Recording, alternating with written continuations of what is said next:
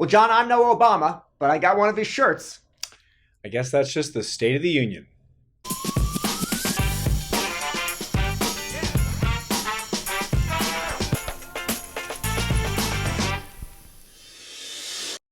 Welcome to CareTalk, your home away from home for incisive debate about healthcare business and policy. I'm David Williams, president of Health Business Group. And I'm John Driscoll, the CEO of CareCentrix.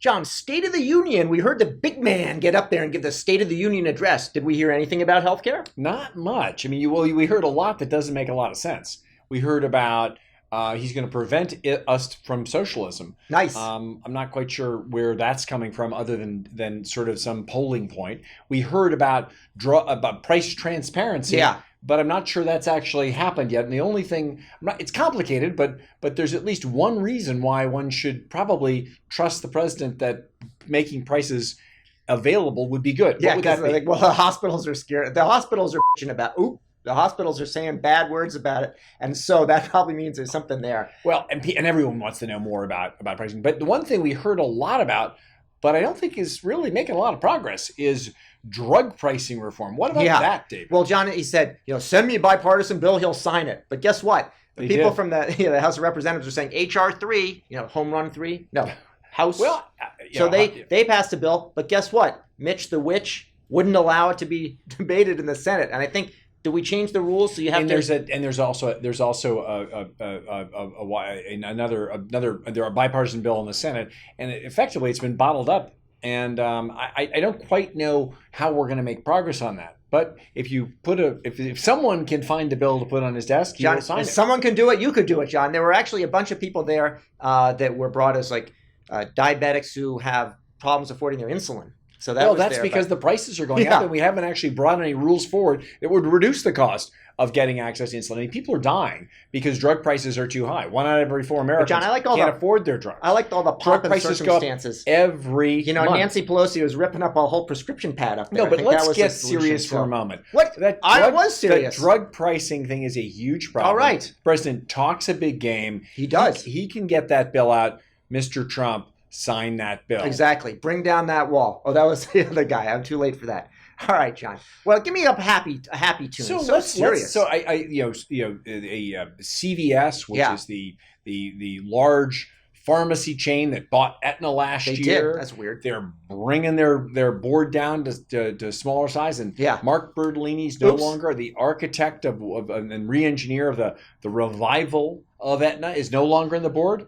What do you think's going on there? I think they just said, hey, we got, random number of people and 2 people have to leave or 3. No, John, I think what happened, cut the board I think it's here's what happened, John. Why bother counting? First of all, I think he's not a pharmacist. And, CVS is run by pharmacists, including the CEO and all the top people. So there's more than pharmacists. The other thing was, you know what it reminds me of, John? It reminds me of years ago, back in your day, when Ross Perot, another presidential candidate, sold his company to General Motors. And then he was on the board. And you know what? He was mouthing off. You tell him this, and this. He would go and buy his own car. And they said, get out of here. Mark would probably would like that analogy to Ross Perot, because Ross Perot was right about a lot of things need to change in GM. Yeah, but I don't think you're get under the hood and fix it up. I don't think you're giving the CVS leadership enough credit. Really? They executed this deal. They're going to create 1,500 health hubs where primary care is going to be available, integrated with pharmacy care. I think they really are on the cusp of something very large here. It could be, John, but here's the concern. Don't disrespect the pharmacist. I'm not disrespecting the pharmacist, John. It's the most trusted profession. Well, okay. But I don't have a thing about executives. I don't know, John. But, CVS, maybe they're going to do these health hubs. But you know what? Have you seen these new? Walmart just opened their second big clinic, and they've got a conference. They've got a conference room in their clinic that's bigger than these minute clinics that they have at CVS. I think I should call them minute clinics. But you're missing the point. Uh-oh. The new clinics are nothing like the old mini clinics. It's like a hub. The things that you were talking. Yeah, they're going to be like real. Boston, the hub of the universe. I think you're going to see some of the most interesting innovation in primary care in the last 50 years is happening right now. Part of that is going to happen with the Walmarts and the CVSs of the world. Don't you be talking down those new innovations. Never, John. Do you know what CVS stands for? Consumer value stores. Nice. That was a yes or no question, though. So, John, here's the thing. I think you're a registered voter, right? So yes. I want to know that I got him on camera saying that. So, John, This, the primaries are starting up, the caucuses. You've noticed. You've been reading the paper What's again. the plural, Maybe you got it off the internet. Of caucus? Is it caucuses or is it something else? I think that what you ought to be thinking about yes, John, is how important healthcare is in these primaries. That's what I was thinking, John. And your policy of Medicare for all has come under a little bit of attack. Yeah, because they laid it out and they said, this is what it costs. And it turns out, oops, I'm not interested in that. What happened to Elizabeth Warren on that one? I mean, she's your senator. It's such a downer, John. What happens is you actually lay out these plans. And no one wants that. I want the fast food entertainment. I want something. I want everything. I want to pay nothing for it. My plan, John, is free college tuition, which also includes free room and board. This is a healthcare podcast. And free healthcare, health insurance when you're in college and when you graduate, and that'll solve it. Let's pulling it back to the primaries. I think the thing that I was hoping you talk about is how centrally important healthcare really is to the average voter. Costs are too high. There's no transparency, and people can't afford their prescription drugs. Regardless of all this kind of big picture Medicare for all stuff, I still think that is going to be the issue that'll keep the House blue and potentially give the Democrats the opportunity to take the Senate, because you haven't seen, even though the Republicans will agree that those are the big issues with different solutions, they're not providing any solutions.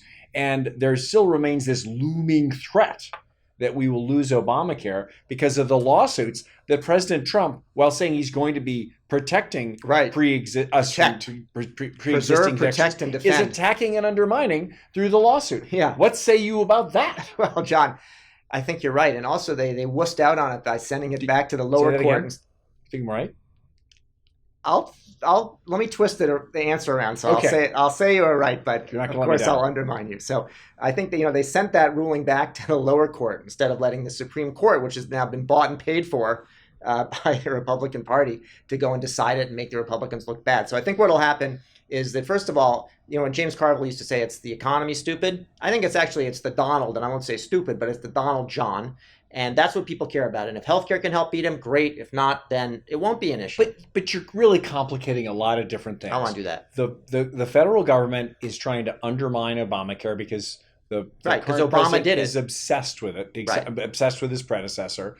That will attack pre-existing and undermine pre-existing conditions. Indeed. We continue to have people stressed out by bills, breakdowns in coverage, misunderstanding how expensive things are, and the inability to afford prescription drugs. I've got to think that's going to work against your president. I'm not sure. John will have more of an opportunity to talk about this in subsequent Care Talks. Let's talk about a more theoretical, why not, John? ethical I like that. concern. Why not? That's been showing up. Enough of the real papers. Stuff. Let's talk about theory. Well, no, I mean, if you let's theory and practice. Serious. Right. This is about cancer diagnosis. That's serious. And the cultural disagreements that some cultures and immigrants feel that you don't necessarily share a very dire diagnosis with your family members. How does the medical ethicist like you, thank you, John, hold forth on whether a doctor should tell a patient directly how dire their diagnosis is in the case of cancer, or whether they should respect the family's wishes? John, I thought you might ask that question, and therefore I actually was reading MedPage today, and they asked their medical community. I didn't realize you could. I could read. No, they have a video also. Oh, awesome. A music video, so he can hear the tune, and I'll see if I can sing it back to you. Oh, John. The medical ethicist. Okay. So what happened, John, is they said, hey, what happens, if you have this diagnosis, boom, do you tell people? And should the kind of cultural tradition override the fact that you're in America and the patient's number one? And the answer, the 2/3 of the people said, was no, you should actually tell the patient, because the patient is paramount and their rights should be respected here, even if their culture says so. I agree with you, otherwise. But I think it's really interesting that about 1/3 of the people, because I actually read the research as well, in most of the questions, still think that you should not share the accurate and full diagnosis with the patient. So I think we've still got some more educating to do. Yes, we do. Yeah. Okay. Well, John, while we're busy doing that, how about lightning striking? I'm ready. Medicaid block grants. John, really? Well, the idea that by Medicaid block grants, where the federal government stops increasing the dollars available to cover poor people in the states, that's somehow going to solve the problem of increasing costs and more people needing healthcare is crazy. If the costs go up and the dollars are fixed, even if it happens, it's still a bad idea. It just means more people are going to suffer without healthcare. John, the shocking thing to me is this is like one of Paul Ryan's fantasies from the olden days, and I thought he was gone and forgotten, but it turns out he's getting the last laugh. Ha ha. Bad idea. So David, what about this idea of starving yourself to get healthier?